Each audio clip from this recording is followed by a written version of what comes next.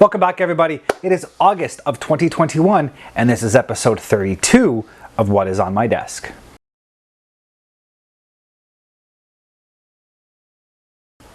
So welcome back to another one of these monthly work desk update videos.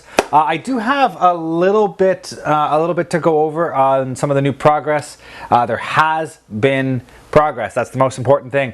There has been progress on the models, and I do believe I have a few new items to show you guys that I have got.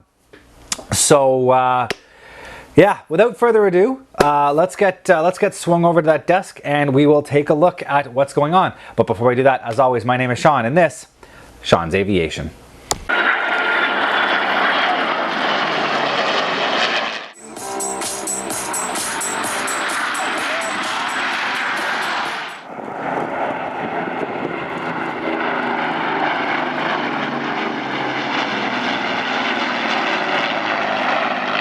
And just before we jump into this video, I do want to say thank you to everybody out there who has been following, who has subscribed, who have liked the videos, the people who are interacting through comments. I do appreciate that all.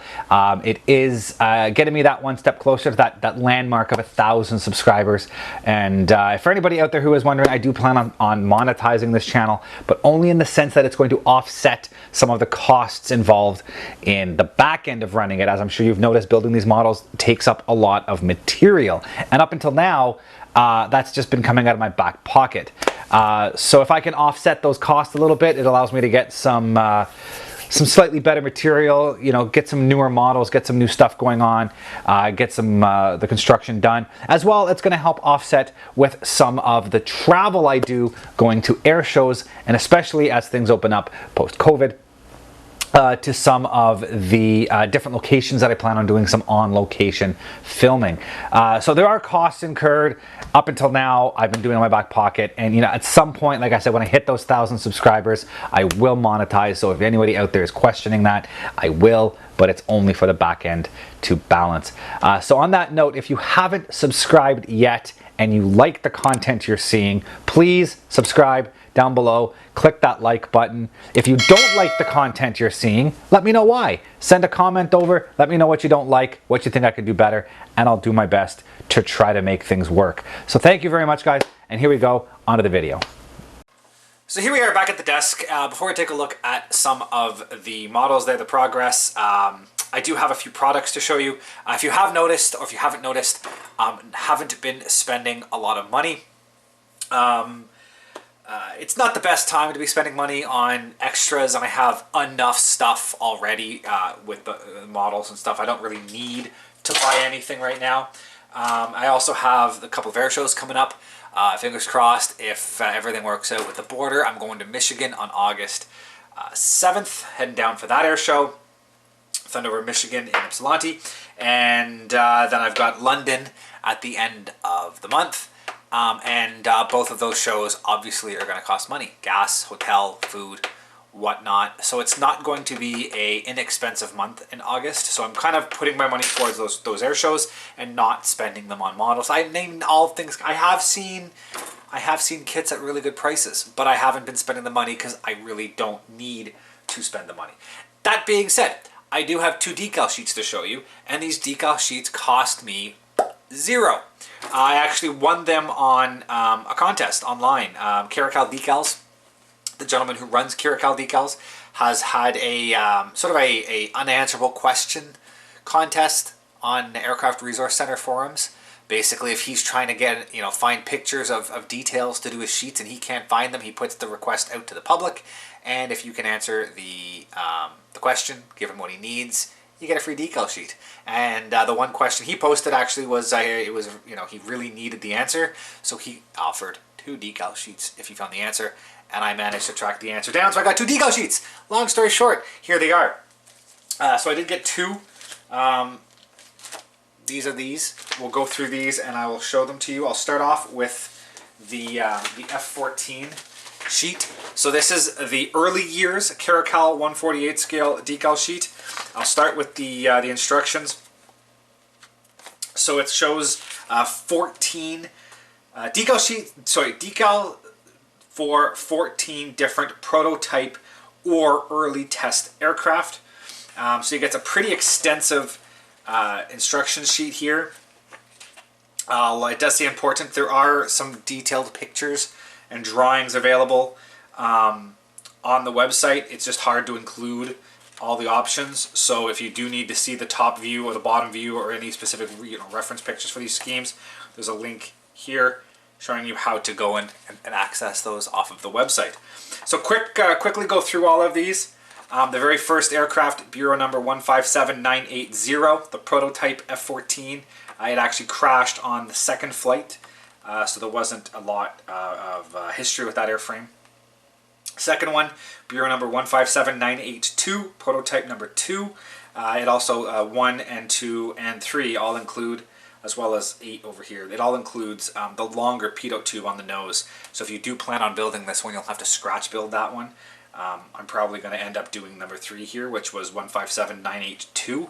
I kind of like the orange on the lower strake and on the nose, so I'm probably going to end up doing that one. It's going to take a little bit of effort to scratch build some of the details, but we'll see. So that's 157982. 157983 was used in the Phoenix missile testing, so it has a special decal on the tail, marking on the tail for that, and there's also some information on the missiles. Option 5, prototype number 4, is 157983. So it's the same aircraft that was used in the Phoenix testing, but it's also the later version of the non-prototype, the non-missile markings with the generic markings. Option 6, 157984, prototype number 5. Again, it's got the orange on it, but it does not have the pitot tube. Option 7, Bureau number 157985, prototype number 6. Again, pretty standard with the orange markings. Option 8 is actually prototype number 8, 157987. It's also got the orange markings, very similar to 3. In reality, it's almost identical to 3 in terms of its paint scheme, other than the fact that it's a later version, but they're identical.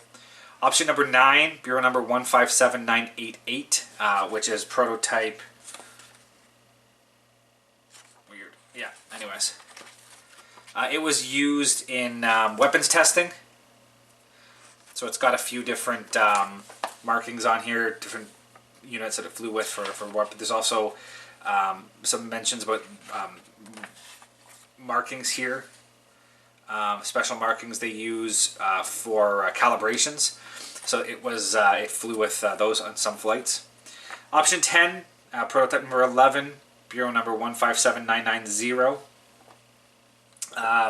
Option 11 is 157991, which was a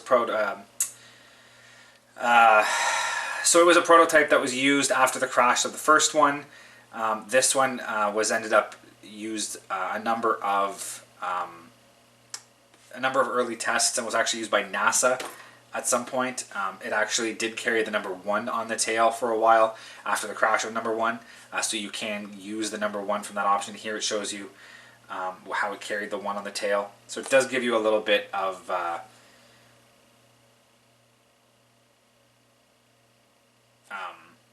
extra markings if you need them. There's also some extra work down here. If there's a later version, NASA did some work with canards, so it actually shows you where you can put the markings around the canards if you choose to scratch build those. Might have to look into the possibility of doing that one as well. I'll have to see what those canards look like. But it doesn't have the orange on the nose. I'm a big fan of the orange on the nose. So option 12, Bureau number 158612 from the Naval Air Test Center. Pretty generic markings with the orange tail. Option 13 is Bureau number 158616, again from the Naval Air Test Center. Slightly different markings on the tail, but other than that, it's a pretty generic scheme. These do have some extra lines painted on them for calibration for some testing. Don't actually know what those are for. It does tell you to go to the website to check references for those, but it's something to do with photography or testing, but again, it depends on what you want to build. Option 14 is Bureau number 158619, pretty generic test markings on that. And then here you got some overall stenciling locations, as well as where the orange gets painted for the wingtips and the tail if the airframe is equipped with that. And on the final page, there's also special markings for the Phoenix test missiles. And like I said, at the back, there's also the location of the little markings that they use for calibrating cameras and whatnot for math when they do the missile tests. So it's a pretty extensive instruction sheet, and as I said, there are pictures available on the site to give you more, if you need more details on certain versions and looks. So moving on to the decals themselves, there are quite a few decals included. So you get all of the generic sort of markings here, all the bureau numbers and some of the nose numbers and tail markings and all that other stuff to finish everything off. Here's the special navy that has the line through it if you do use those lines I showed you that were painted down the side of the one. The main sheet does include the navy. You also got some of the tail hook markings, and then your generic stencils, and then again all of your other specific markings for each of the different version, if you want to do the Phoenix missile, the NASA, or what have you. And there are some really nice. These decals are beautiful. I'll zoom in here a little bit so you guys can get a good look at what this artwork looks like. It is, as usual with Caracal decals, it is top notch. It's pretty reflective, so it's a little hard to see. But these crests, the Tomcat crests, and I don't even know what that's, Pratt and Whitney. I don't even know what that one is. But the decals are just beautifully printed. The crests, everything like these. The gold actually has a bit of a gold shimmer to it. You can kind of see it there at the light. So a bit of a shimmer to the gold. Same up here. There's the gold on these test center, Naval Air Test Center decals. Just look amazing. The artwork is top notch. Printing by Cartograph, as always, is top notch. I mean, you can't go wrong with these decals. They are just absolutely beautiful. I am a huge fan of this Naval Test Center decal on the tail. That's definitely an option for me because, like I said, I love that crest. I don't know what it is about that crest. It just gets me. But I also like NASA with the old worm style. NASA, you can't see anything I'm showing you right now. Anyways, I like that crest. That's a cool scheme. The NASA one, like I said, prototype number 9. I like the old worm NASA logo, so that's a possibility. And then, as always, one of these early ones with all the orange on the nose. I don't know yet. I'll have to see when I get around. I do have a F-14A in the stash, a little monogram kit that I wasn't too sure what I'll do with. I got an A and a D, and I have enough decals to do a really cool D one. The A was always a bit of an unknown for me, and this seals the deal, getting this sheet. I'll definitely be doing that A up in one of the early test schemes, do it up on a stand, put the gear up, just hide it. There's always, actually, now that I say that, there's a really famous picture. I'll find it and I'll put it up here. They did asymmetric wing testing, one wing out, one wing back. And I'm 99% sure, as I say this, because I haven't done the research yet, that airframe is included in this set. And if that's the case, I'll probably build it like that.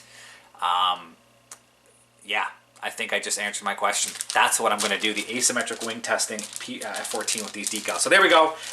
If the decal is included in this, which I will do the research while I'm editing this, and you've seen the picture, and I'll put it on the screen whether it is included or not, but that's my answer for what I'm going to be doing that model up as. There we go, look at that, answering life's questions on the fly as I film. The other one I got is an F-111E. I don't have an F-111 model. It's one I've always wanted to get. I've always been on the lookout for a relatively inexpensive F-111 model that had decent detail. Never got around to getting one. This is one of those I'm just going to, cut it off at the pass, get the decal sheet, and now I have to get an F-111 at some point. So we'll see. Yeah, that might be one of my next purchases if the prices are right, but we'll keep my eye out, see how things go. So again, Caracal 148 scale. This is for the F-111E, which is the later model of the F-111. So this is done up sort of in the it's same colors as the Vietnam Southeast Asia scheme, but slightly different scale layout, and it was for after Vietnam. So there are options for, let's see here, 9 different aircraft. I'll quickly go through all of the different versions. So option 1 is 680020, named My Lucky Blonde, from the 20th Tactical Fighter Wing. And it's got, they're all generic really, so there's not much to tell you. This one does have a little bit of a multicolor top of the tail. My guess would be because of all the different units. There's blue, there's yellow, there's red. So because this is the wing, the wing commander's bird, it has all the squadron colors instead of just a single color. I'm going to guess. I haven't done my research yet, but that's usually how it works. The next one, 680077, June Knight, from the 77th Tactical Fighter Squadron. And then the next one, option 3, is 680055, Heartbreaker. This is from the 55th Tactical Fighter Squadron. Again, it's the same base, so I'm assuming they're all from the same wing, which is that wing at the top. This one here is 680040, the Other Woman. Again, it's from the same base, but I don't know exactly what squadron it was part of. It's got a tiger markings on it, but you know, I'm not too sure. Option 5, 680064. This was one of them that hit 6,000 hours. So it's got the big 6,000 painted on the front. It doesn't have any other markings other than that, which, you know, it's hard to say. I haven't chosen any of these yet. No idea. Option 6 is 670120, the Chief. Again, it's the same squadron. And this one has all 4 squadron colors, but in a giant lightning bolt on the tail, which makes me think that this could also be a wing commander's aircraft at some point. But I don't know. Again, I have done 0 research on this already. Option 7, 680042. This one does not have a name. It's from the base is JR. I don't have my references in front of me, so I couldn't tell you what base that was from. But it has a separate crest on it. I'm not entirely sure what that is, but it these next two also have it 680022. It's also from base UH. As I said, I haven't really done the research. I'm sure as I'm editing, I'm putting some of this information on the screen. So I'll have to look up and figure out whether those two are connected. They've got the same crest. I don't know what the crest is. And then the last option, 680027. Very generic. There's no markings on it at all. It does have the low-vis markings on it, the low-vis national markings, whereas all the rest have high. Oh, I take that back. Low-vis, low-vis, low-vis, low-vis, low-vis, low-vis, high-vis, high-vis. So I mean, I don't know the history. I got to do the research to figure out how they're all connected, where they're from. You do see the markings here, the layout for the top, how to do the camos between the side, and then on here you have, you got the side profile, the top profile. You can arrange, make sure you get your paint masking done properly, and then the bottom is black. So it's quite a bit of information on there. And then this is a stenciling guide. So again, you get the 2 side views that show you how to paint the camouflage, make sure you get that right, how to do some of the basic stencils, the slime lights and everything. And then here, the front stencils, all of your warning markings and everything around the nose. There's 2 different styles of stencils. There's a type A and a type B. So it shows you which decals to use for each corresponding set of stencils. And if you go back into here, it says, for example, these 4 all use type A and these 4 all use type B. So it must just be a difference in time for when they were used. So again, it's a very comprehensive sheet. There's a lot of information packed into a tiny little package, but all the information is laid out easily, and it's very simple to figure out as you read the instructions, which is a hallmark for Caracal. I very rarely run into problems trying to figure out decals when I look at his sheets, and they're always very informative and very concise. So moving on to the decals themselves, these were also printed in Cartograph, by Cartograph in England. Oh my God, I can't talk today. These were also printed by Cartograph in Italy, so very high quality. Here's all your general numbers. You got all your tail markings and everything, your black and your low-vis national markings. You also have a generic set of numbers, which basically would allow you, it looks like it's the same font size as the tail markings, which basically means that you are more or less able to come up with any airframe you want. With a bit of work, you could make any single, see, you've got Air Force 67, 68, so you're able to go through and do up any squadron that you would like to do, or any aircraft, sorry, individual aircraft, whatnot. It gives you the ability to come up with the proper numbers to change the aircraft code as needed, which is a nice touch when you get to choose which one you want. You only have the artwork for a few, but you have that option if you want it. So moving on to the decals, like the F14 a second ago. Excuse me. Beautiful, beautiful decals. The artwork is amazing. The printing is amazing. I'll zoom in again so you guys can get a good look at this. It is spectacular. I mean, the artwork that goes into developing these decals, the detail that's involved, the accuracy if you compare to the actual like artwork on the real plane, they are very, very, very close. It's very impressive, the work that gets done. So down here you can see the difference between the type A and the type B for the stenciling. Some of the stuff is black, some of the stuff is in camo. The ejection seat markings are red for some on some, but then contrasting camouflaged for others. Same with the in-air refueling markings. Some of them have contrasting camo colors instead of black for low visibility. So it's really interesting. The amount of research and effort that went into making this sheet is spectacular.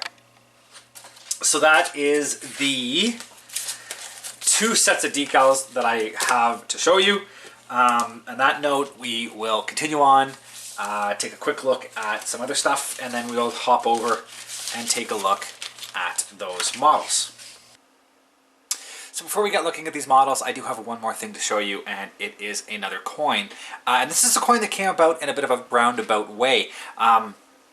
As I'm sure I've mentioned before, I have a couple of contacts within 412 Squadron, the VIP Challenger unit that is based here in Ottawa.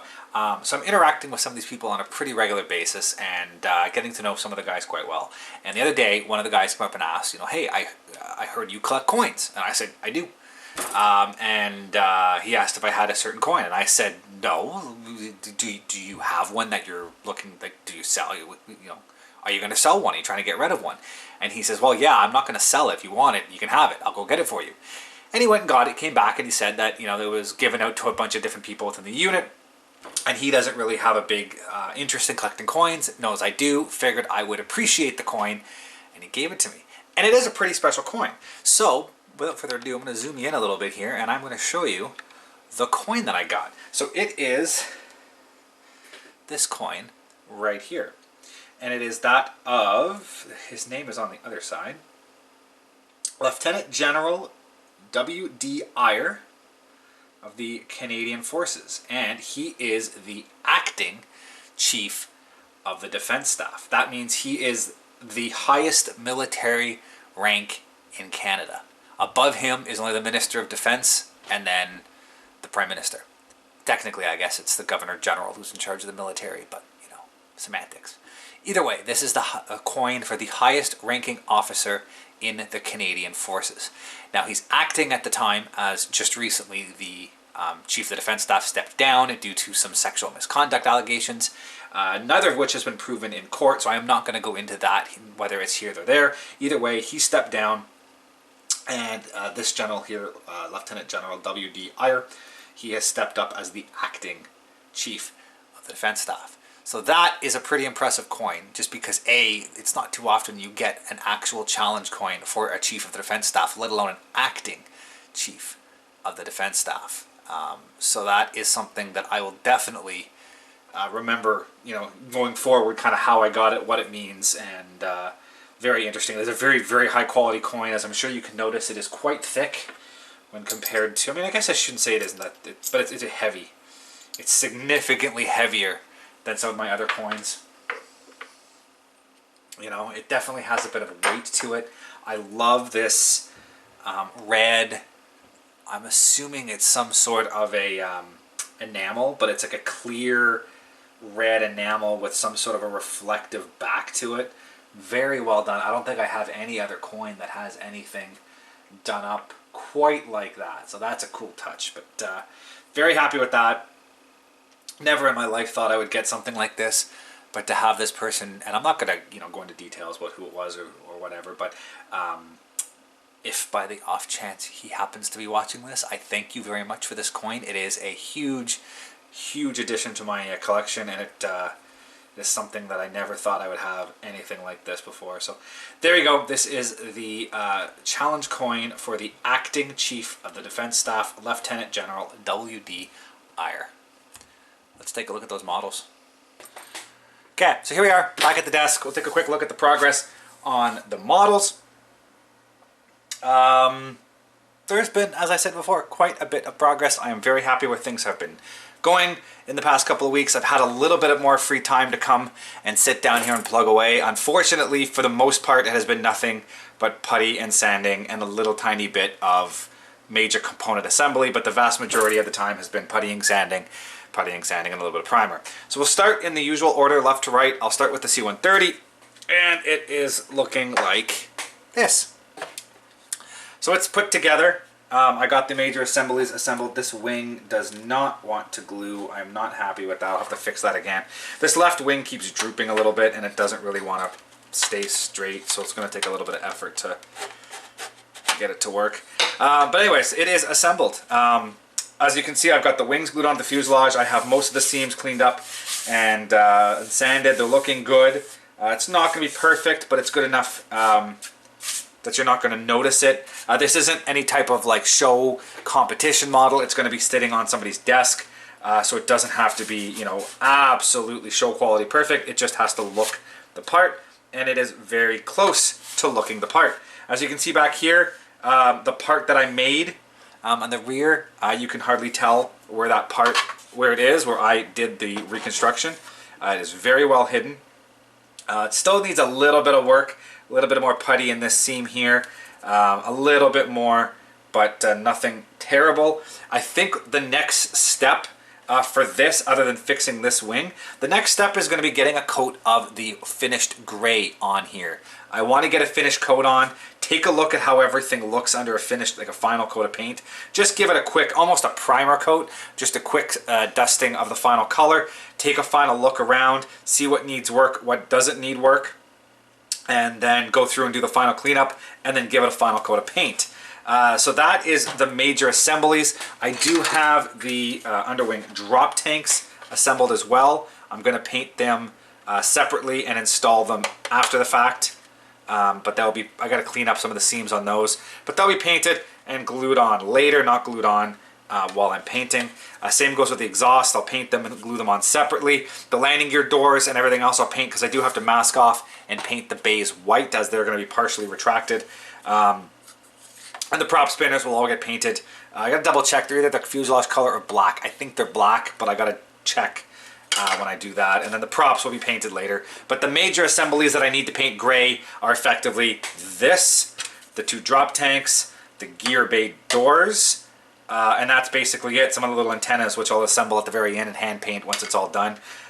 So it's coming along. As you can see, I did get the base done. I got the holes drilled.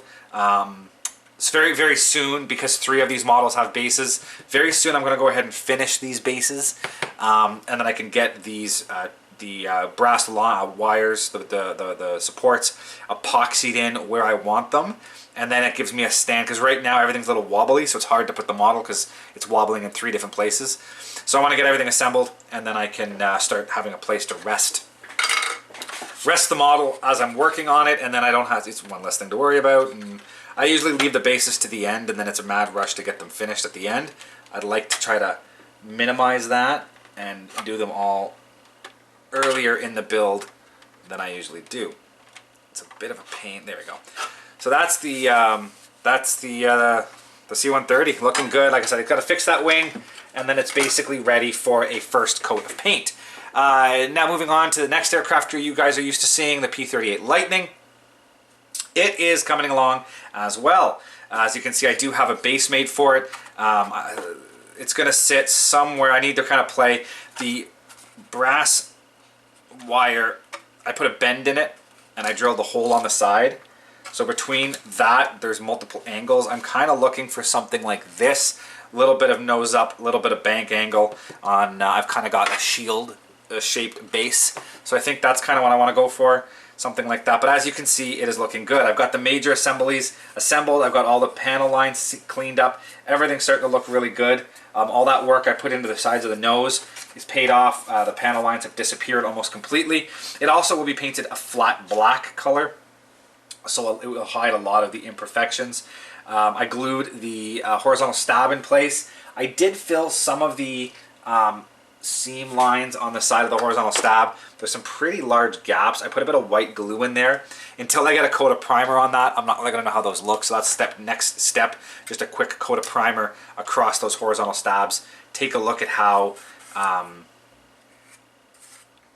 everything sits. And I touch up some of these areas here where I've done a little bit of sanding.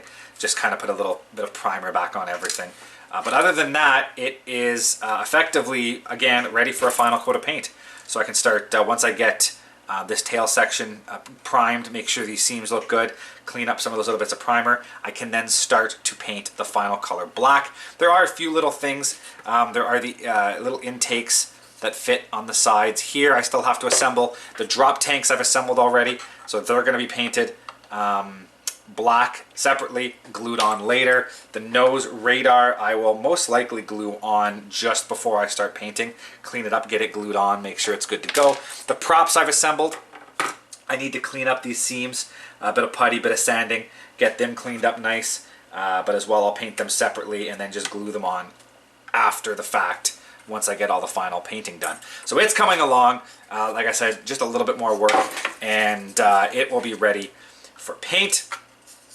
The next one, which I can't remember honestly if it was in the last monthly update. I believe I may have just started it in the last monthly update, but that is the Battlestar Galactica Viper. And it's in effectively three parts right now. So I have this rear fuselage section where the engines are and the wings. It is all assembled. I have everything glued on. Everything's nice, well, I say everything's nice and tight, but it isn't. So the big issue with this was whoever built this previously, like I said, I'm building this on a commission build for somebody, and he picked it up really cheap at a garage sale in a partially assembled status. I'm pretty sure I showed you guys back at the beginning of this build sequence what this looked like. And as I said, it was in a partially started condition, and however, I don't know what he used to glue it. It looks like some sort of a rubber epoxy or something. You can kind of see it all in here. It's not super glue, but I don't know what it is. If it's like a rubber epoxy or a wood glue or something, because it hasn't stuck the two pieces of plastic together. It's just dried in between it, and it's impossible to get off. It takes a ton of work to get this stuff off, but what it means is regular plastic glue won't work. If there happens to be any of this residue left, the whole point of plastic glue, and I've mentioned this many times before, it softens and melts the two sides of the plastic, and when you push that together, that little bit of melted plastic kind of smooshes together and then rehardens, and it becomes one part. And in a lot of cases, the glued seam is stronger than the surrounding plastic. So if you try to break apart a glued seam, your plastic will bend and snap beside the seam, not on the seam, because that seam is so strong. And whatever they used to assemble this the first time, there's also this white residue everywhere. I don't know what that is. I've had to do a lot of cleanup and sanding, but it basically means that the standard model glue won't work. So I glued the front of these engines on, and they just pop off because apparently all of that residue from whatever glue they used before is still sitting there, and so none of the plastic glue sticks. So now I'm going to have to resort to putting on a bunch of dabs of super glue and praying and hoping that it will stay on during the painting process. So it's just a little annoying. But anyways, long story short, this rear section is assembled. I've went through and done a lot of cleanup. Oh, this is so annoying. Whatever they use to assemble this, it just is not surviving. It has left this nasty residue everywhere. Nothing quite wants to fit straight because it was assembled crooked, and all those pieces are crooked. Anyways, I'm doing the best I can. But anyways, all these wings I've cleaned up and straightened these seams, so any misaligned pieces have been corrected, and a little bit of putty has been put in to hide those misalignments. I've cleaned up as much of that residue as I could on the forward section. I've cleaned up these seams. I've made sure there's no steps in any of these pieces. Cleaned it all up. The cockpit has just recently been glued on. I'm going to use a bit of white glue to hide this little seam that exists underneath the cockpit. The next step is gluing the cockpit pieces together, which I'll probably end up having to use super glue because, as I said, my white plastic glue just doesn't want to work. So I got to get that glued together and get that seam somewhat cleaned up. I'll probably just use, again, a little bit of white glue to hide the worst of the crimes as I assemble this. But there's quite a bit of fiddling that needs to be done to make everything fit. I need to clean up the bottom of the cockpit. I need to clean up in here a whole lot. I might even just get the Dremel out and grind a lot of this down to make sure everything fits nice and tight. So that's that. And then these pieces I'm going to paint separately. So as I said, these are all going to be gray. I'm going to paint the whole thing probably in the primer gray and then start, you know, mixing and matching some different color grays. I'd like to do this section in here a slightly darker gray than the rest. I'll probably pick out some random panels, do some random bits and pieces that a slightly darker gray. Everything will eventually get a black wash to really highlight and make this thing pop. And then the engines, the center section will be painted gray. The engines themselves, I'm going to paint Alclad aluminum and then hit them with the Alclad jet exhaust and really darken these up, but they'll still have a metallic sheen and look interesting and different from the rest of the ship. And this I will Alclad aluminum and just leave it, seal it with the Alclad sealer and just leave it as shiny aluminum. So we have this nice juxtaposition of this gray, dirty, weathered ship sitting on a bright, shiny aluminum base with, and you'll see these weathered, shiny, metallic jet exhaust. So that's the plan. I'm still poking away at it. As I said, I'm having a lot of issues getting everything square, but as it sits now, short of cleaning up this cockpit and getting this forward section glued on, after that, it's ready for primer and paint. So it is also moving along. I started with the C-130, got a little bit on that, then I started with the P-38, got a little bit on that, then I started with the Viper, got a little bit on that, and then I kind of worked on all three together, moved along, got them all to a good point. Now all three of these are basically ready for final assembly, cleanup, and paint. And that is when I started on the final kit, which you guys haven't seen yet other than the first intro a few months ago, and that is my Accurate Miniatures B25. Now this was a kit that I had started many, many years ago. I mentioned it a few times before. I started it when I was younger. I had grand plans for this, but it was one of those where my imagination was farther than my skill. So my idea for what I wanted to do with this, I did not have the skills to pull it off, and I ended up with a lot of problems with this kit. I planned to put the glass nose on. I had started building it as the cannon nose, and I had done all of the internals for the cannon nose. Then I changed directions and planned to put a glass nose on it. And then I started assembling the glass nose, and it didn't quite fit right because I had pulled parts off and put parts back on. So I had tried to glue that on, the putty I was using, the glue I was using, I just didn't have the skill. So it didn't quite fit right up here.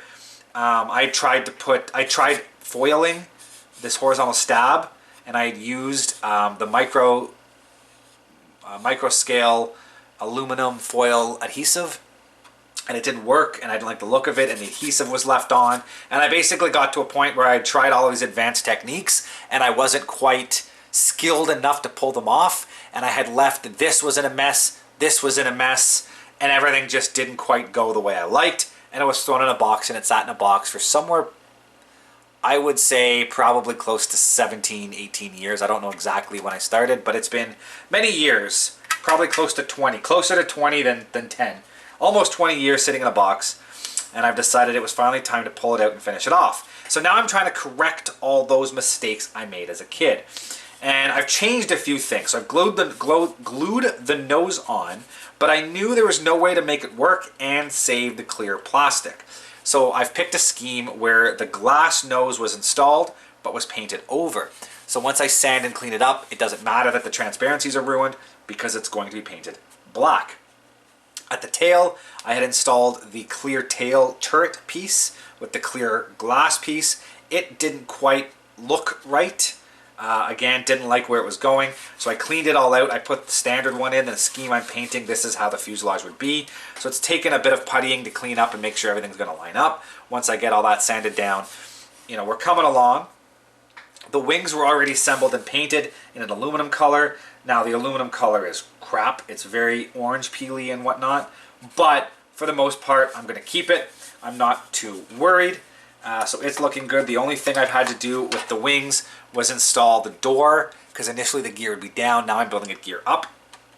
So I've installed the door. I've gone ahead and put these bottom doors on, the landing gear door, the bomb bays are glued in place, the turret is in place. I've sanded all that smooth. Because I'm adding all of these after the fact, they don't quite fit the way they should. So I had to go along and try to clean this up and sand it as much as I can. Once I get a coat of primer on it, I'll get a better feel for how things are looking. But a little bit, one more coat of sanding, I think, one more good sanding, and then I can mask and start priming. And that is the main assembly there. So you can see I got to sand down here, sand in here, sand here, a little bit more sanding on those nacelles. And then I can probably put a mask off all the transparencies, hit it with a coat of primer, and see what she looks like. As I said, I'm going to repaint these wings eventually. Once that's starting to look good, I can glue the wings into place. And then once the wings are glued into place and all the masks are done, tails get glued on, then I can start the painting process. And this will be painted overall aluminum, so it's not bad that I already painted aluminum. I'm just going to go over it again with another coat of aluminum paint. And it's going to be an RCAF, so it's going to be aluminum. It's going to have red on the wingtips. It's going to have black around the nacelles. So I'm just going to have to kind of go through and hit it with a couple coats of paint and cover it up as much as I can. But it's looking good. I got the hole drilled for the base. Just did that today, so it's going to sit on a base, paint it up in the post-war color scheme.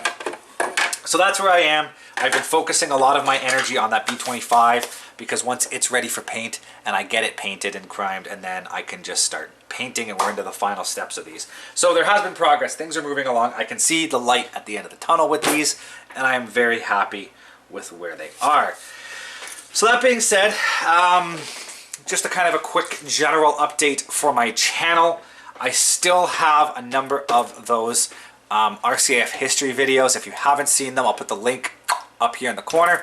I have the 400 Squadron history out, or it's coming out soon. Either way, that link will be the last video that's been uploaded for the RCAF histories. And then moving forward, there will be, I have 400 Squadron history done, and it's either uploaded or in the queue. I can't remember where I am on my schedule. And then I have a few more little videos we're putting out to fill in some of the gaps to continue releasing. I have a few more built model videos that I'll get out soon.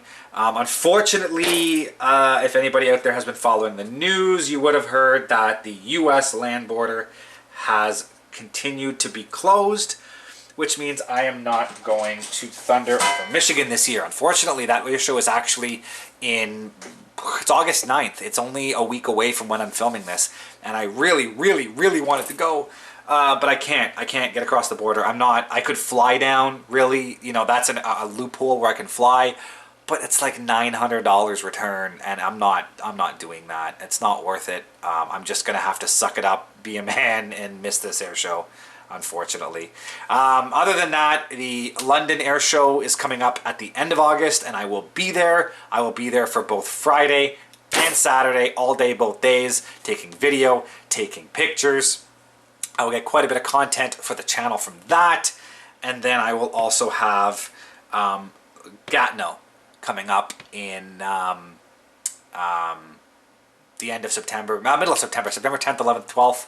And I'll be working for some of that stuff, and then on the Sunday I will be over at the Gatineau site with the family at the air show, so I'll have some pictures and some video from that. I'm going to try to get some shots of stuff happening at the main airport, the stuff that's basing out of Ottawa International and heading over to Gatineau. So it's going to be interesting. I'll get some content out for you guys, and then we roll into winter, and I will try to get some of the museum stuff done.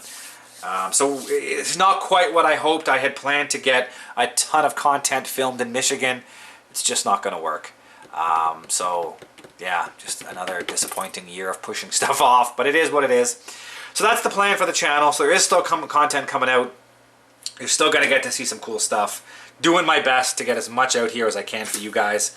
The history videos are going to continue to go. As I said, I've got the scripts for 401 and 402 Squadron done. And I'll have enough time in the upcoming weeks I could start to do the research for 403, 404, 405, get the next batch done, get them up and running, get them out to you guys. So I'm going to keep going with those. And between that and the models and the built models and a little bit of the airshow stuff coming up, hopefully I can keep you guys entertained. So I'm rambling a bit here. My mind is also I'm doing this on the fly. So on that note, thank you all for watching. I appreciate you all who stuck to the end. I do have a plan, just quickly. I do have a plan to try to get some, I don't want to call it, I mean, I guess you can call it merchandise. I want to get some little things out there for anybody who's interested. I want to get a couple of stickers made up. I want to get possibly even a t-shirt and a baseball cap available for you guys. If you're interested in buying stuff. I mean, the cost for me up front to get it up and running is very low. And it's there if anybody wants it. So we'll see where that ends up going.